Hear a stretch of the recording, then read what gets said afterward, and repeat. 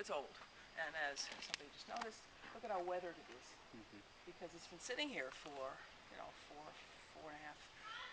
four and a half centuries. And as I said, the storms get pretty ferocious out here, and the winds, and it's a soft, not soft stone, but it's the kind of stone that could weather. And I love the way it sort of sits on the ground here. To me, it always seems like it's sort of growing up out of the ground, or maybe sinking back into it. And the site was chosen because, as all the Breton chapels, they're built on the site of springs that were sacred to the Druids. In order to bring the Druids into the Catholic religion with as little transition as possible.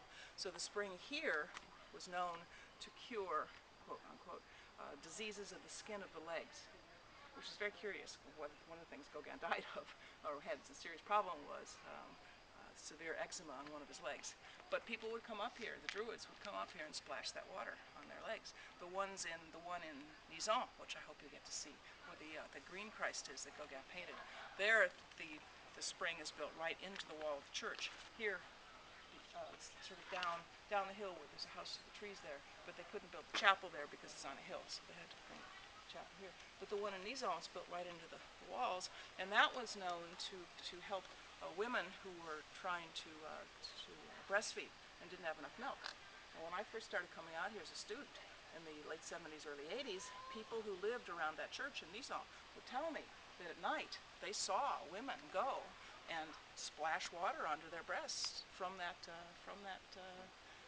spring. So that's somebody, you were asking about how these traditions live on, or the folk tales. Well, there's one that went into our era. That's how strong the belief was. So the only other thing I want to point out about this chapel is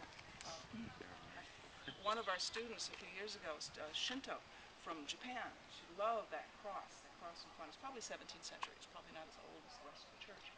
And so what she did is she wanted to make an homage to the church and to the mix of traditions, Druid, Catholic, and Shinto. And in the Shinto tradition, you give food offerings to the dead, or food offerings for all sorts of things. So she got the permission from the town, from the mayor, and the people who take care of the chapel. And what she did with that simple gray cross is she went to the market and she bought red radishes. And I don't know if you've noticed the radishes here, but they're big, they're red, they're beautiful. She strung them with fishing line, and she wrapped them tightly around that cross. So just imagine visually how that looked, with the red, bright red with the little white tips, and then the gray. And then the hydrangeas around it were in blue then. And for her, it was an homage. And so we wrote it up in the newspaper, and then all sorts of people from town started to come to see it. And she was up here a lot, and they asked her questions. And grandparents were bringing their grandkids because it was part of their tradition.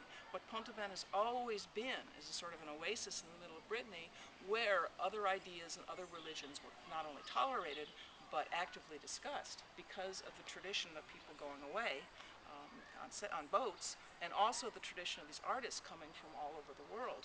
There were even some Japanese artists here in the 1890s. So there was this, that's another thing that made this place very special, was even though we're in the middle of nowhere and looks like you're just in this bucolic farm village, actually, there's a strong tradition here of international, global exchange. So that's what she was trying to prove, and it was very successful. And then she kept it up for a few weeks, and then the crows finally ate all the radishes. And she thought that was very appropriate. I think about the black crows eating the red radishes on the gray granite. So visually and spiritually and intellectually, conceptually, it was a very interesting piece. Okay, let's walk around this side and look at the roof. Probably